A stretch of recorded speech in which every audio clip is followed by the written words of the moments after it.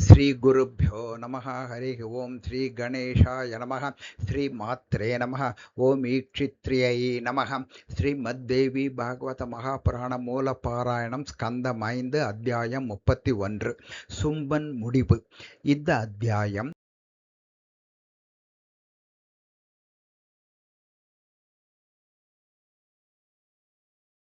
ಓಂ ನಮಃ ಚಂಡಿಕಾಯೈ ವ್ಯಾಸೋವಾಚ ಇತಿ ತೇಷಾಂ ವಚ ಶ್ರುತ್ವಾ ಶುಂಭೋ ದೈತ್ಯಪತಿಸ್ತಥಾ ಉವಾಚ ಸೈನಿಕಾನಾಶು ಕೋಪಾಕುಲಿತಲೋಚನಃ ಶುಂಭೋವಾಚ ಜಾಲ್ಮಾ ಕಿಂ ಬ್ರೂತ ದುರ್ವಾಚ್ಯಂ ಕೃತ್ವಾ ಜೀವಿತುಮುತ್ಸಹೇ ನಿಹತ್ಯ ಸಚಿವಾನ್ ಭ್ರಾತॄನ್ ನಿರ್ಲಜ್ಜೋ ವಿಚರಾಮಿ ಕಿಂ ಕಾಲಕರ್ತಾ ಶುಭಾನಾಂ ವಾ ಶುಭಾನಾಂ ಬಲವತ್ತರಃ ಕಾ ಚಿಂತಾ ಮಮ ದುರ್ವಾರೆ ತಸ್ಮಿನ್ನೀಶೇಭ್ಯ ರೂಪಕೆ यद्भवति तद्भवतु यत्करोति करोतु तत् न मे चिन्तास्ति कुत्रापि मारणात् जीवनात् तथा।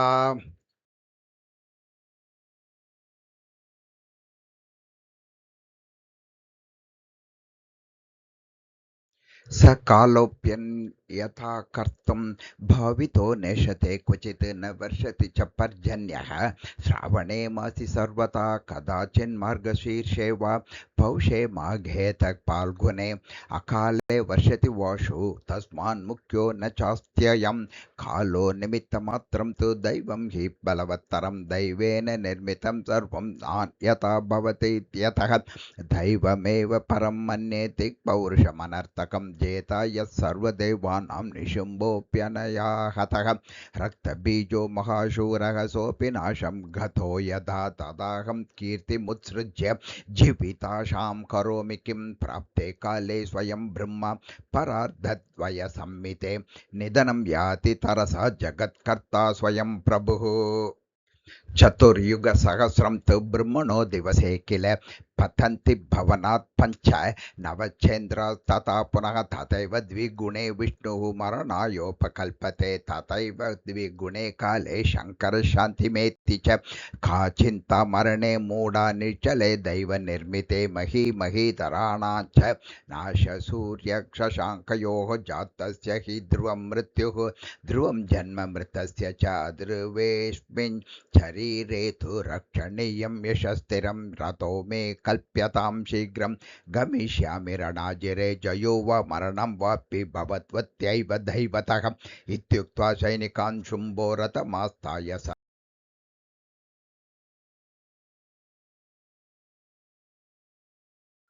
सैन्यं प्रचलितं तस्य संगे तत्र चतुर्विधं हस्त्यश्वरथपादाति संयुधं सायुधं बहु तत्र कद्वाचले शुम्भः संस्थितां जगदम्बिकां त्रैलोक्यमोहिनीं कान्ताम् अपश्यत् सिंहवाहिनीं सर्वाभरणभूषाढ्यां सर्वालक्षणसंवृतां स्तूयमानां शूरैः कस्तैः गन्धर्वयक्षकिन्नरैः पुष्पैश्च पूज्यमानां च मन्दारपादबोद्भवैः कुर्वाणां शङ्खनिनदं कण्ठानाथं मनोहरं दृष्ट्वा तं मोहमाम् अगमच्छुम्बकामविमोहितः पञ्चबाणाहतः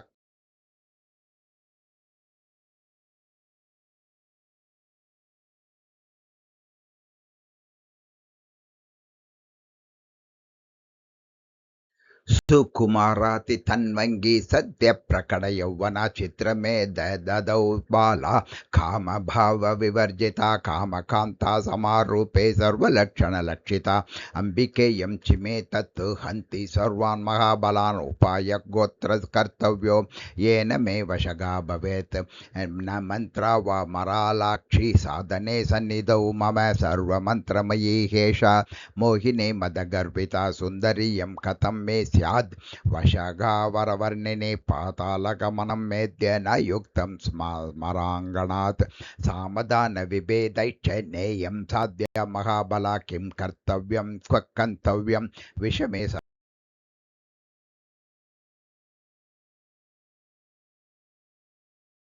मरणं ऋषिभिः प्रोक्तं संगरे मंगलास् पदं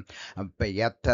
समानबलयोः योधयोर्युध्यतो किल प्राप्तेयं दैवरचिता नारी नरशतोत्तमा नाशायास्मत्कुलस्येह सर्वतातिफलाफला वृता किं सामवाक्यानि मया योज्यानि साम्प्रतं हनानाया गता ह्येषा किं नु साम्ना प्रसीदति न दानैः योग्य नानाशस्त्रविभूषिताप्येतस्तु विफलकामं सर्वदेव वशानुगा तस्मात्तु मरणं श्रेयो न संग्रामे पलायनं जयो वा मरणं वाद्य भवत्येव यथा विधि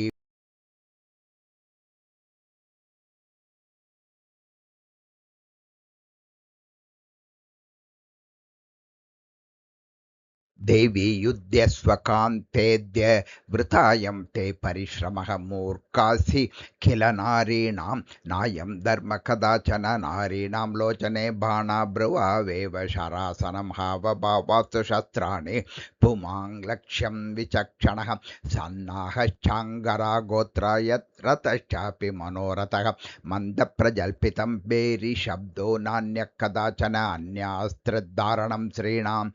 विडम्बनमसंशयं लज्जैव भूषणं कान्तेन चार्ट्यं कदाचन युध्यमाना वरा नारी कर्कशे वापि दृश्यते स्तनौ शङ्कोपनीयौ वा धनुषकर्ष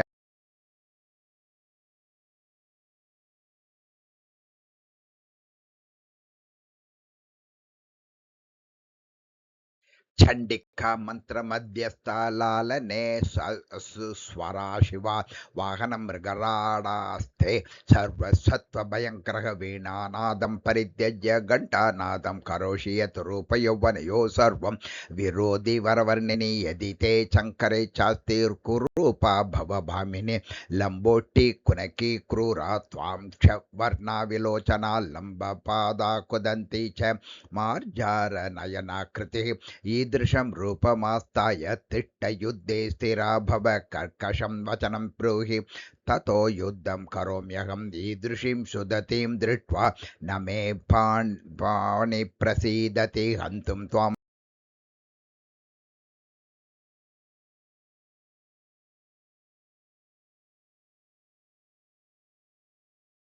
स्मितपूर्वमिदं वाक्यम् उवाच भरतोत्तम देव्युवाच किं विषीदसि मन्दात्मन् कामबाणविमोहितः प्रेक्षिकाहं स्थिता मूढ कुरु कालिकया वृतं चामुण्डा वा कुर्वेते तव योग्ये रणाङ्गणे प्रहरस्व यथा कामं नाहं त्वां योद्धुमुत्सहे इत्युक्त्वा कालिकां प्राह देवी मधुरया गिरा जह्येनं कालिके क्रूरे क्रूर प्रिय माहवे व्यासोवाच इत्युक्ता कालिका काल प्रेरिता कालरूपिणी गदां प्रगृह्य तरसा तस्तावाजौ कृतोद्यमां तयो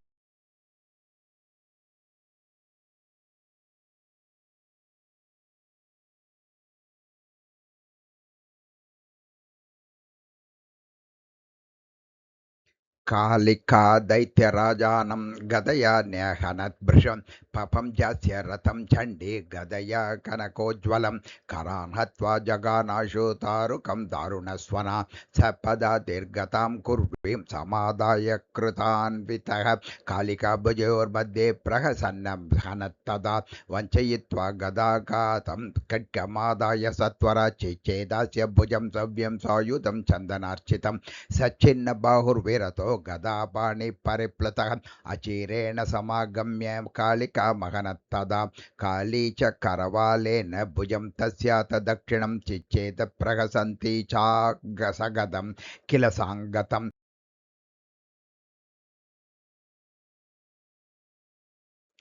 काली चिच्छेद चरणौ खड्गेनास्य त्वरान्विता सञ्चिन्न करपादोऽपि तिष्ठ तिष्ठेति च ब्रुवन् धवमानो यया वाशु कालिकां भीषयन्निव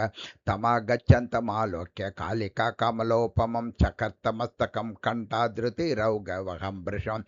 छिन्नेसौ मस्तके भूमौ पपात गिरिसन्निभः प्राणाविनिर्ययुस्तस्य देहा दुष्क्रम्य सत्वरम् कदा सम्पतितं दैत्यं दृष्ट्वा देवासवासवाः तुष्टुवुस्तां तदा देवीं चामुण्डां कालिकां तथा ववुर्वाता शिवा तत्र दिशश्च विमलाभृशं बभूवुश्चाग्नयो होमे प्रदक्षिणशिखा शुभाः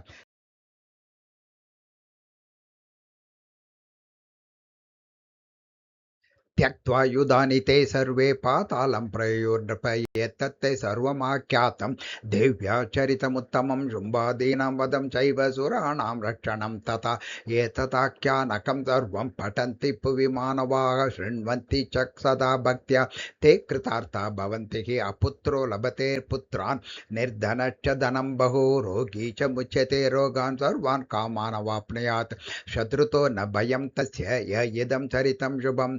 शृणोति पठते नित्यं मुक्तिमाज्ञायते नरः इति श्रीमद्देवी भागवत महापुराणे अष्टादशसाहस्र्यां संहितायां पञ्चमस्कन्धे शुम्भवधो नाम एकत्रिंशोऽध्यायः। ओं श्री जगदम्बार्पणमस्तु।